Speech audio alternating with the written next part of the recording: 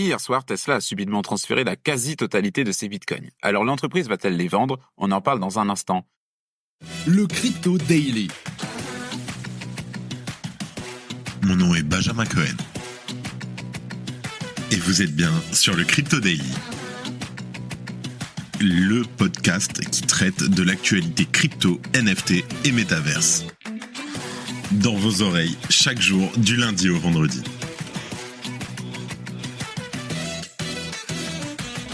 Salut, c'est Thomas du Crypto Daily. J'espère que vous allez bien. Et c'est donc notre actualité principale aujourd'hui.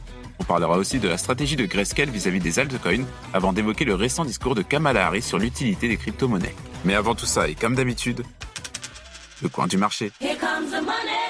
Here we go. Le marché des cryptos cherche toujours sa direction. Le Bitcoin gagne 1,7% sur les dernières 24 heures pour un prix de 66 840 $. L'Ethereum baisse légèrement de 0,5% pour un prix de 2600 $. Le BNB augmente de 1% tandis que le Sol baisse de 1%. Le XRP perd 1,5%. Le Doge augmente de 2,3% et le Tron de 0,2%. Et enfin, le Thon baisse de 1,5%. Tesla transfère ses bitcoins vers des wallets inconnus. C'est un véritable coup de tonnerre qui vient de s'abattre sur l'écosystème des crypto-monnaies. Cette nuit, Tesla, l'entreprise américaine détenue par Elon Musk, a déplacé la quasi-totalité de ses 60 millions de dollars de crypto-monnaies. Pour rappel, en mars dernier, Arkham Intelligence annonçait la découverte des adresses Bitcoin de Tesla et de SpaceX. À ce moment-là, Arkham avait déclaré que Tesla détenait 11 509 Bitcoins dispersés sur 68 adresses différentes. Rappelons qu'Arkham Intelligence se spécialise notamment dans le tracking d'adresses d'entités reconnues. Et évidemment, sur Bitcoin, l'ensemble du réseau étant consultable, il est donc parfois possible d'identifier le détenteur d'une adresse spécifique. Et concrètement, selon des données recueillies par Arkham, Tesla vient donc de transférer plus de 11 500 bitcoins vers des portefeuilles anonymes. Désormais, d'ailleurs, les portefeuilles de l'entreprise détiendraient plus que 6,65 bitcoins. Et cette nouvelle est particulièrement importante puisque Tesla se situe à la 4e position des entreprises cotées en bourse détenant le plus de bitcoins. De plus, Tesla n'avait vendu du bitcoin qu'à 2 occasions dans son histoire. L'entreprise avait d'abord vendu l'équivalent de 272 millions de dollars au premier semestre de 2021 et elle avait ensuite vendu 75% de ses avoirs en bitcoin au second semestre de 2022. Mais depuis ce jour, plus aucun mouvement n'avait été observé. Bon, cette récente activité du portefeuille de Tesla ne garantit rien de ce qui pourrait se produire dans un futur plus ou moins proche. D'un côté, cette manœuvre pourrait être synonyme d'une volonté de rapatrier l'ensemble des actifs crypto de l'entreprise au sein d'un seul et même wallet. D'un autre, ces transactions pourraient signifier une volonté de vendre les bitcoins dans l'espoir de réaliser des profits. Pour l'heure, la réponse n'est pas définitive, mais une vente ne donnerait certainement pas un bon signal aux électeurs crypto de Donald Trump. Et oui, parce que Elon Musk est devenu un fervent défenseur de la campagne de l'ancien président. Alors une vente massive de Bitcoin de la part de Tesla pourrait envoyer des signaux contradictoires. D'ailleurs, Elon Musk a depuis longtemps montré son intérêt pour les crypto-monnaies, notamment le Dogecoin. Mais dernièrement, il s'est éloigné de manière visible de l'écosystème, il a même confirmé que ces entreprises ne créeraient jamais de crypto-monnaies. Alors est-ce que Tesla va vendre tous ses Bitcoins? Espérons que ça ne soit pas le cas. Si tu aimes le Daily, une note et un commentaire nous aident énormément. Aussi, si tu ne veux rien rater de l'actualité, abonne-toi. Grayscale fait une liste des cryptos à suivre. Le gestionnaire d'actifs Grayscale, l'une des plus grandes entreprises dans l'écosystème crypto, continue d'étendre son portefeuille en surveillant de près des projets émergents. Et récemment, le 10 octobre 2024, Grayscale a même mis à jour sa liste d'actifs potentiels pour ses futurs produits d'investissement. Elle a ajouté 35 nouvelles crypto-monnaies susceptibles de connaître une croissance positive. Et il faut dire que depuis son lancement, Grayscale a su s'imposer comme un acteur incontournable dans l'espace crypto. Et maintenant que les ETF Bitcoin et Ether sont approuvés, Grayscale est connu pour explorer les altcoins. Mais pas n'importe lesquels. Seulement ceux qui pourraient représenter de nouvelles opportunités d'investissement. L'objectif, commencer à s'engager dans la DeFi et les mêmes coins. Il faut noter que cet engagement a déjà été entamé puisque le géant de la finance a confirmé le lancement d'un trust AAV au début de ce mois d'octobre. En tout cas, la liste des altcoins est longue.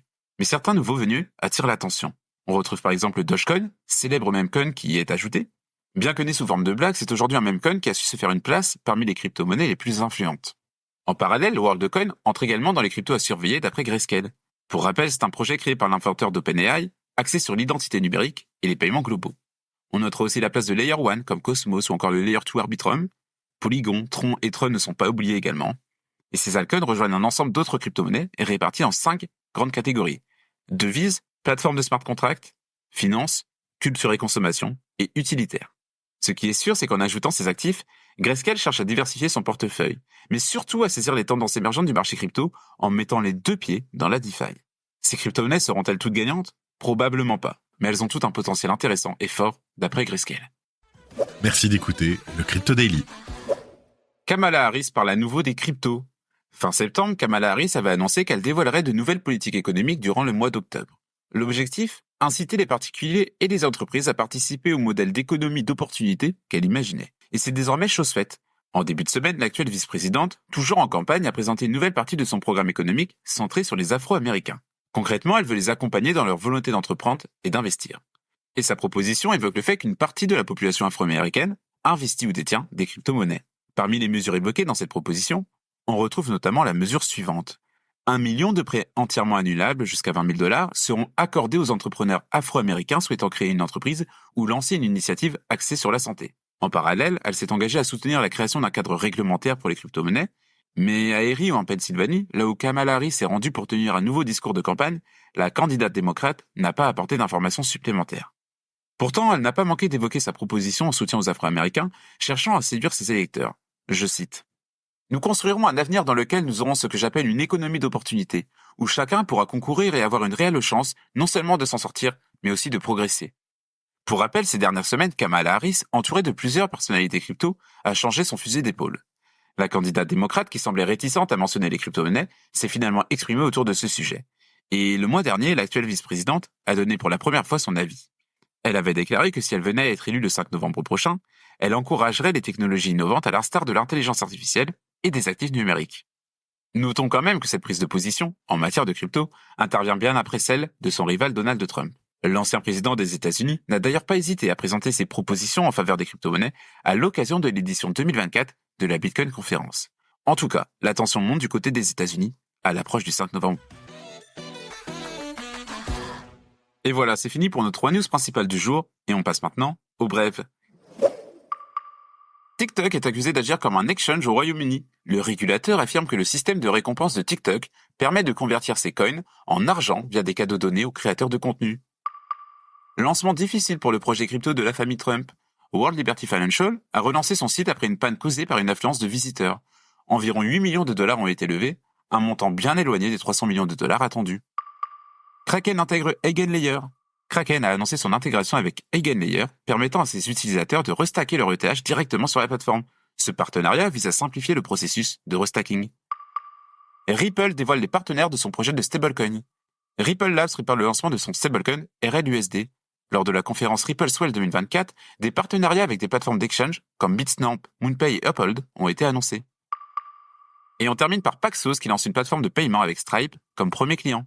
Paxos a annoncé le lancement de sa nouvelle plateforme avec Stripe comme premier utilisateur via sa fonctionnalité Pay with Crypto.